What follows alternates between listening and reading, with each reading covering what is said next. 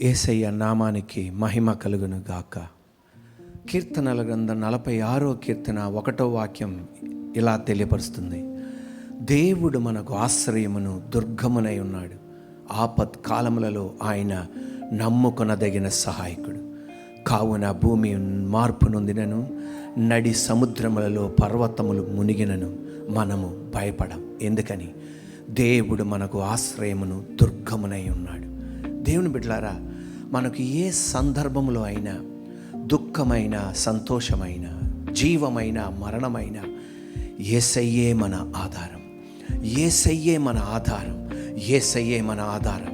యెహోషువపాతు మీదకి 3 దేశపు రాజుల యొక్క సైన్యం అతని మీదకి రాగా దేవుని వైపు తిరిగాడు, మోకాలుంచాడు, 2 చేతులు పైకెత్తాడు, ఒకే ఒక మాట చెప్పాడు, నువ్వే నా దిక్కు, నువ్వే నా దిక్కు, నువ్వే నా దిక్కు. ఆంధ్ర రాష్ట్రాన్ని, భారతదేశాన్ని కుదిపివేసిన సంఘటన పాస్టర్ ప్రవీణ్ పగడాల గారి మరణం. అది ఎంతో వేదనకరం. పాస్టర్మ గారికి, బిడ్డలకి, కుటుంబ సభ్యులకి, అనేక మందికి, క్రైస్తవ లోకానికి ఎంతో వేదనకరం. మనం కూడా తెలియపరిచేది ఒకటే, యేసయ్యా మీరే మా దిక్కు. ఎలా ముందుకు తీసుకెళ్తాడో అన్నీ ఆయనకి తెలుస్తూ. ప్రస్తుతం మొత్తం గందరగోళంగా కనపడచ్చు. ఈ గందరగోళంలో, ఈ మెస్లో దేవుడు ఒక మిరకిల్ చేయబోతున్నాడు. ఈ గందరగోళంలో దేవుడు ఒక అద్భుతం చేయబోతున్నాడు. పాస్టర్ ప్రవీణ్ గారిని దేవాది దేవుడు వాక్య పరిచర్యలోను, అనేక ప్రాంతాల్లోనూ దేవుడు బహుగా అతన్ని వాడుకున్నాడు.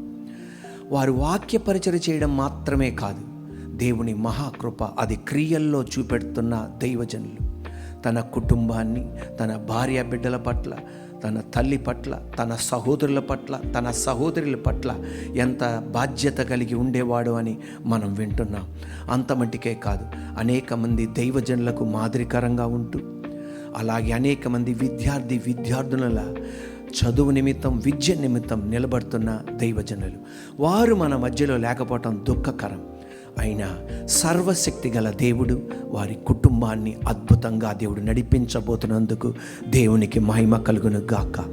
యేసు ప్రభు వారు ఒక అద్భుతమైన మాట చెప్పారు. ఆ మాట ఏంటంటే, ఈ లోకం ఇచ్చినట్లు కాదు, నా సమాధానం మీకు అనుగ్రహించుచున్నాను. మళ్ళా మీరు వినాలి, లోకం ఇచ్చినట్లు కాదు, నా సమాధానం మీకు అనుగ్రహించుచున్నాను. అంటే లోకము కూడా మనకి సమాధానం ఇస్తుంది. ఎస్, డబ్బు మన దగ్గర ఉన్నప్పుడు మనకు సమాధానంగా ఉంటుంది. మనకు కావలసిన మనుషులు మన దగ్గర ఉన్నప్పుడు మనకు సమాధానం కలుగుతుంది. కానీ ఆ వ్యక్తి లేనప్పుడు మనకు సమాధానం ఉండదు. అది లోకం ఇచ్చేది. కానీ దేవుడిచ్చేది, ఆ వ్యక్తి లేకపోయినా, ఆ డబ్బు లేకపోయినా నేను మీకు సమాధానం అనుగ్రహిస్తా. సర్వశక్తి గల దేవుడి యొక్క సమాధానం, ఆ షలోమ్ మనందరికీ అనుగ్రహింపబడును గాక. God bless you.